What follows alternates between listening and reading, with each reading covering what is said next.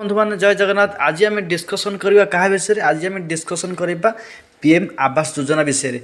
PM Awas Yojana क्यों मैंने पाइबे, केमी आप्लाय कर क्यों मानकर माने सफल हो पारे, तो से विषय मुझे डिस्कसन करोची। वीडियोर शेष देखूँ, शेष देखिले आप क्लीयरली बुझीपारे। चलते लेट नक वीडियो स्टार्ट कर देखो बंधु मैंने एवं गवर्नमेंट डिक्लेयर कर देछि जे कि 24 तारीख को आम डेट फिक्स कर कि पीएम आवास योजना आप्लाय करने इतने क्यों मैंने आप्लाय करेंगे।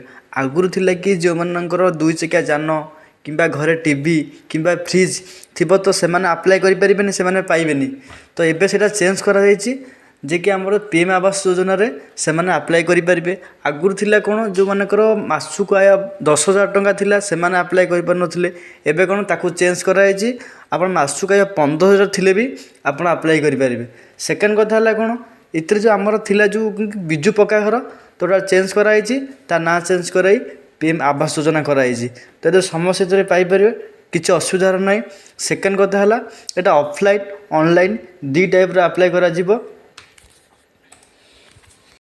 गवर्नमेंट आहरी कथा डिक्लेयर करदी कौन पिता आगु मो घर कि पीएम आवास योजना पाई कि बिजु पक्का घर पाई से कौन निज पुओ आप्लाय करें केमिति जदि पुओ बाप ठार भिन्न थी आप्लाय कर किसी भी डाउट ना।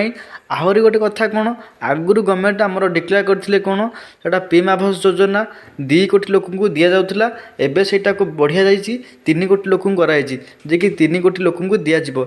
इतने जी प्रकृत योग्य तांकु ही दिज्व। यार हूँ पंचायत रे ऑफलाइन भी हो पार ऑनलाइन भी 24 तारीख स्टार्ट हो। ऑनलाइन केमी कौन कर डॉक्यूमेंट कौन लगे साइड कारण आपड़ जदि मो चैनल को सब्सक्राइब करके रखिथे मु 24 तारीख रे साइड ओपन हेले कौन कौन डॉक्यूमेंट दरकार केमी आप्लाय कर गोटे वीडियो करदेवी आपड़ देखिपारे। यही वीडियोटी मोर आप शेयर करूँ, चैनल को सब्सक्राइब करूँ।